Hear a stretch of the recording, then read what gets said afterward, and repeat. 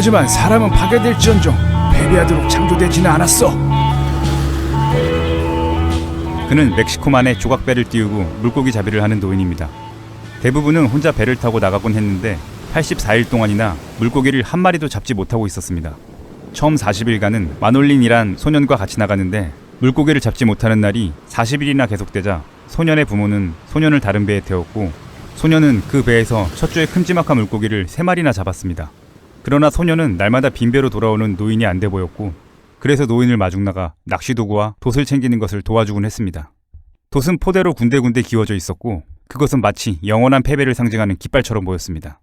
야위고 초췌한 노인의 볼은 움푹 패였고 얼굴엔 갈색 반점이 쭉 번져 있었으며 노인을 둘러싼 모든 것이 다 늙고 낡았으나 눈빛만은 패배를 인정하지 않는 듯 빛났습니다. 산티아고 할아버지하고 다시 배를 타고 싶어요. 노인은 전부터 마놀린에게 물고기 잡이를 하는 방법을 가르쳐왔고 소년은 노인을 무척 따랐습니다. 아니야, 네가 타는 배는 지금 운이 튀었어. 그냥 그 배를 타. 할아버지는 84일 동안 물고기 한 마리 못 잡았지만 우린 3주 동안 매일같이 큰 놈을 잡은 걸 기억하시죠? 그럼 기억하고 말고 난 네가 내 실력을 의심해서 떠난 게 아니란 걸 잘 알고 있다. 아버지 때문에 떠난 거예요. 전 아직 어리니까 아버지의 말을 들어야 하고요. 우리 아버지는 신념이 없어요. 하지만 우리에겐 신념이 있지. 네, 그럼요. 오늘은 테라스에서 맥주를 한 잔 대접하고 싶어요. 좋아, 어부끼리 사양할 건 없지. 그들이 테라스에 앉자 노인을 놀리는 어부들과 내색은 않지만 노인이 걱정스런 나이든 어부들이 있었고 마침 테라스에 볕이 들어 분위기는 즐거웠습니다. 산티아고 할아버지, 내일 쓸 정어리를 좀 구해올까요? 괜찮다. 넌 가서 야구나 하렴. 아직은 혼자서 노를 저을 수 있어. 뭐라도 도와드리고 싶어요. 넌 벌써 맥주도 사줬잖니. 그걸로 됐어. 할아버지, 제가 몇 살 때 처음 배에 태워주셨죠? 아마 5살이었지. 그때 센 놈을 잡았는데 너도 까딱 죽을 뻔했던 거 기억나니? 그럼요. 할아버지랑 같이 배를 타고 나갔던 때부터 모두 기억하고 있어요. 네가 내 아들이라면 데리고 나가서 모험이라도 해보겠는데 너는 너의 부모님의 아들이고 지금은 운 좋은 배에 타고 있으니 어림없겠지? 조류가 이 상태로만 유지된다면 내일은 재수가 좋겠는걸. 내일은 어느 쪽으로 가시려고요? 바람이 바뀔 때 돌아올 수 있을 만큼만 멀리 나갈까 한다. 그리고 동이 트기 전에 나갈 작정이야. 저도 부인 아저씨를 졸라서 멀리 나가보겠어요. 그래야 할아버지가 진짜 굉장한 놈을 잡았을 때 달려가서 도와줄 수 있을 테니까요. 주인 아저씨는 눈이 안 좋아서 제가 멀리 물고기가 있다고 둘러대면 멀리 나갈 거예요. 그거 이상하구나. 그 사람은 거북잡이를 간 적이 없는데 거북잡이를 하면 눈이 상할 수 있거든. 하지만 할아버지도 몇 해 동안 거북잡이를 했어도 눈이 좋잖아요. 나는 원래 좀 이상한 늙은이니까. 그들은 노인이 사는 판잣집으로 걸어 올라갔습니다. 벽에는 예수와 성모 마리아의 그림이 걸려 있었는데 그것은 아내의 유물이었고 전에는 벽에 아내의 사진도 붙여놓았는데 그 사진을 보고 있노라면 까닭없이 울적해져 그것을 떼어내어 구석 선반 위에 두었습니다. 둘은 평소대로 자연스레 야구 이야기로 넘어갔습니다. 양키즈 팀이 질 리가 없지. 그래도 클리블랜드 인디언즈 팀은 안심할 수 없어요. 얘야, 양키즈 팀을 믿어라. 위대한 디마지오가 있지 않니? 조 디마지오, 미 메이저리그 뉴욕 양키즈의 전설적인 타자이자 마릴린 먼로의 전 남편. 하지만 디트로이트 타이거즈와 클리블랜드 인디언즈는 겁이 나요. 정신 차려라. 그러다 신시내티 레즈나 시카고 화이트삭스까지 겁내겠다. 할아버지, 몸을 따뜻하게 해두세요. 지금은 9월이라는 걸 아셔야 해요. 9월은 큰 물고기가 걸리는 철이지. 5월은 누구나 어부가 될 수 있고. 한참 후 소년이 미끼로 쓸 정어리를 구해 돌아와 보니 노인은 잠들어 있었습니다. 소년은 노인의 어깨에 담요를 둘러주었는데 늙었지만 아직도 힘찬 어깨와 튼튼한 목덜미가 보였습니다. 셔츠는 하도 기워서 마치 그의 돛과 같았으며 발은 맨발이었습니다. 노인이 눈을 뜨고 뭘 가져왔니? 저녁밥이에요. 하지만 난 그다지 배고픈 줄 모르겠는데. 그래도 좀 드세요. 밥을 먹지 않으면 물고기도 못 잡아요. 그래, 전에는 굶고도 잘 잡았었는데. 제가 곁에 있는 한 밥을 먹지 않으면 물고기 잡이도 못 하시게 할 거예요. 그래, 먹을 게 뭐냐? 검정콩과 쌀밥, 바나나 프라이, 그리고 스튜 조금요. 마틴이 줬어요. 마틴한테 고맙다고 해야겠구나. 이번에 물고기를 잡으면 뱃살이라도 줘야겠어. 이번 말고도 여러 번 줬니? 네, 그럴 거예요. 그럼 뱃살만으론 안 되겠구나. 둘은 식사를 시작했고 소년이 입을 열었습니다. 야구 얘기는 해주세요. 아메리칸 리그에선 역시 양키즈가 최고야. 하지만 오늘은 졌는걸요? 그건 문제가 안 돼. 위대한 디마지오가 다시 실력 발휘를 할 거니까. 조 디마지오, 미 메이저리그 뉴욕 양키즈의 전설적인 타자이자 마릴린 먼로의 전 남편. 예전에 딕 시슬러가 멋진 직구를 던진 일들이 생각나는구나. 딕 시슬러, 미 메이저리그 투수, 아버지 조지 시슬러가 전설적인 선수. 그는 테라스에 곧잘 오곤 했는데 생각나니? 나는 그를 물고기 잡이에 데려가고 싶었지만 소심해서 말도 못 꺼냈지. 맞아요. 만약 말을 했다면 함께 갔을지도 모르는데 그랬다면 우린 평생 자랑거리가 생겼을 거예요. 나는 지금도 기회가 있으면 그 위대한 디마지오를 물고기잡이에 데려가고 싶어. 그의 아버지도 어부였다고 하던데 아마 디마지오도 한때는 우리처럼 가난했을 거야. 그러니 우리를 이해할 거야. 위대한 시슬러의 아버지는 가난해 보질 않았죠. 저만 할 때 벌써 큰 리그에서 뛰었었죠. 내가 네 나이 때는 아프리카로 다니는 배의 선원으로 있으면서 저녁 되면 해안까지 어슬렁거리는 사자들을 보았었지. 곧 소녀는 돌아가고 노인은 잠이 들었습니다. 노인은 이제 더 이상 폭풍우나 여자, 큰 물고기, 싸움, 아내에 대한 꿈을 꾸지 않았습니다. 다만 그동안 다녔던 여러 장소며 해안의 사자들 꿈을 꿀 뿐이었습니다. 사자는 마치 고양이처럼 황혼에서 뛰놀았고 노인은 소년을 사랑하는 것처럼 그 사자들을 사랑했지만 이상하게도 소년의 꿈을 꾼 적은 없었습니다.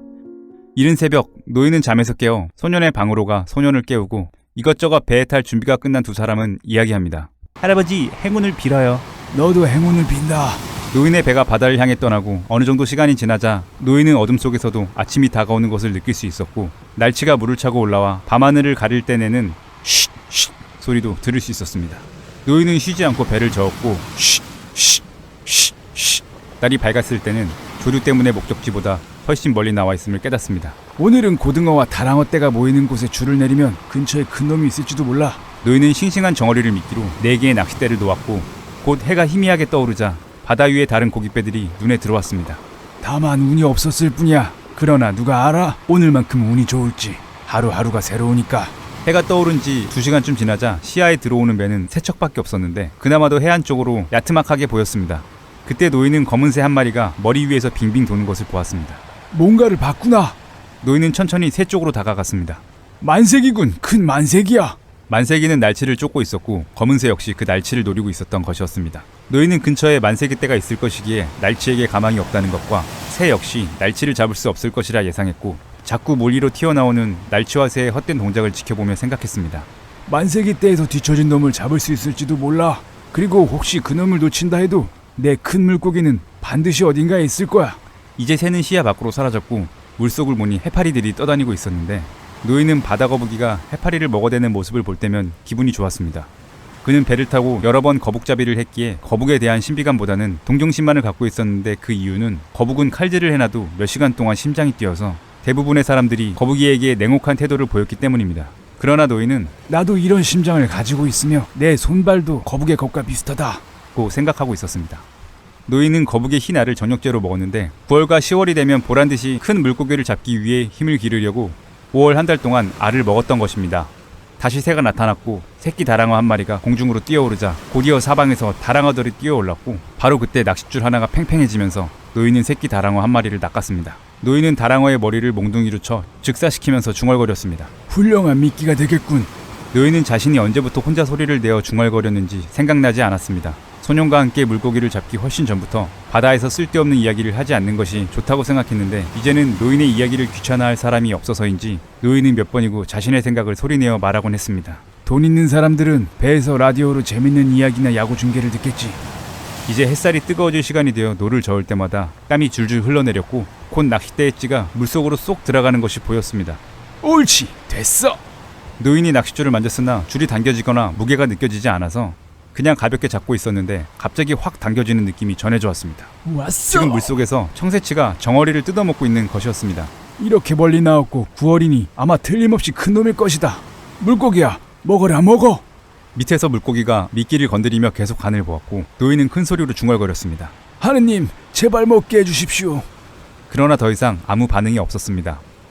아니야, 가버릴 리가 없는데. 그때 노인은 낚싯줄이 다시 약하게 떠는 것을 느꼈고 잠시 후 믿을 수 없을 만큼 억센 반응을 느꼈습니다. 틀림없는 물고기의 무게였습니다. 이 녀석 봐라. 무지막지한 놈이군. 아직 더 기다려야 해.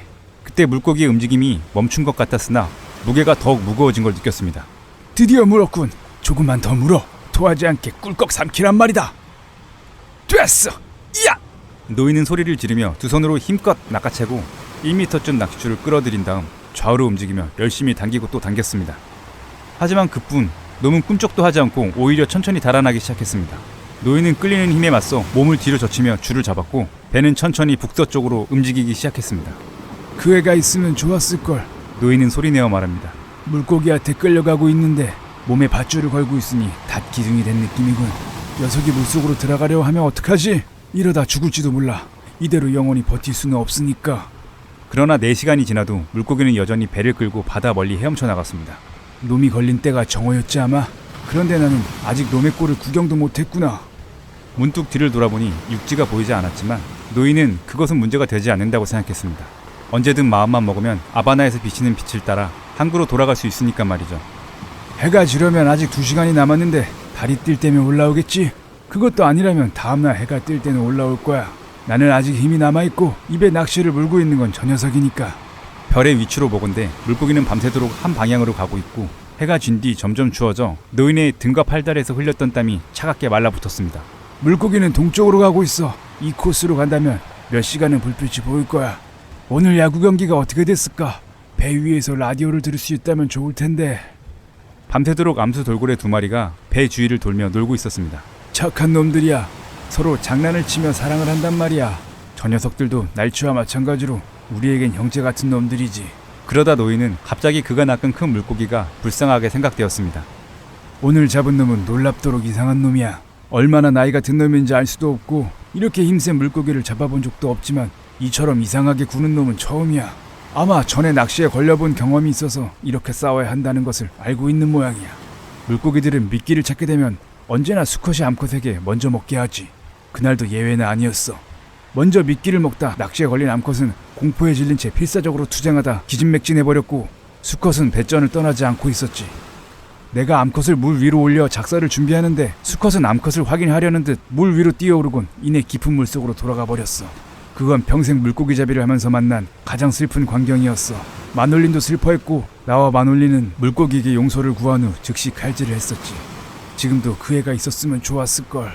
날이 밝기 직전쯤 날씨는 더욱 추워졌고 갑자기 낚싯줄이 팽팽히 당겨지더니 물속으로 내려갔으며 수평선 끝으로 해가 나오기 시작했습니다. 녀석이 북쪽으로 향하고 있구나. 조류를 따라가는 거라면 그건 바로 녀석이 지쳤다는 표시야. 해가 더 높이 떠올랐을 때 노인은 물고기가 아직 지치지 않았음을 알 수 있었는데 한 가지 좋은 징조는 날씨줄의 경사로 봐서 물고기가 어느 정도 위로 올라왔다는 것이고 그건 놈이 뛰어오를 가능성이 있다는 뜻이었습니다. 하느님, 제발 뛰어오르게 해주세요.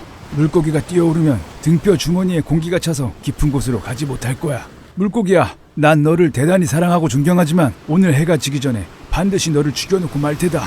아니, 그렇게 되길 바란다. 그때 작은 새 한 마리가 날아와 낚싯줄에 앉았습니다. 노인은 그 새가 무척 지쳐 있다는 것을 알고 있었고 새에게 말을 걸었습니다.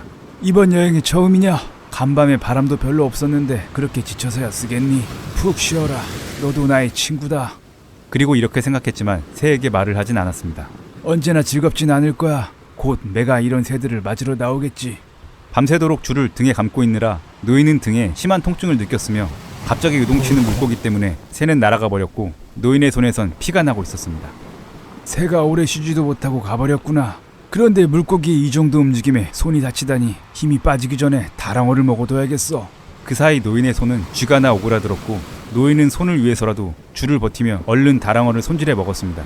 레몬이나 소금이 있으면 좋으련만. 놈이 물 밖으로 뛰어오르기만 하면 해치우겠는데 도대체 언제까지 물속에서 버티고 있을 참인지. 손은 언제 펴지려나. 다랑어가 소화되면 펴질 거야. 노인은 바다를 둘러보면서 새삼 외로움이 뼛속에 스며드는 것을 느꼈습니다. 어떤 사람들은 작은 배로 육지가 보이지 않는 먼 바다로 나가는 것을 두려워하는데 악천후가 겹치는 계절이라면 더욱 그럴 것이고 지금은 태풍이 부는 계절인데 만약 그렇지 않다면 지금이 1년 중 물고기 잡이에 가장 좋은 시기였습니다. 그리고 노인은 경험으로 미루어 보건대 며칠간 태풍이 없을 것이라고 확신했습니다. 물고기야, 오늘은 너보다 나한테 유리한 날씨구나. 그때 그는 오른손 줄에 느껴지는 힘이 달라지는 것을 느꼈고 줄이 서서히 올라오는 것을 보았습니다. 드디어 녀석이 올라오는군. 어서 가까이 오너라, 제발. 갑자기 해면을 가르며 물고기가 뛰어올랐습니다. 햇빛을 받아 번쩍거리는 머리와 등은 짙은 보랏빛이었고 배에 있는 넓은 줄무늬가 연보랏빛으로 빛났으며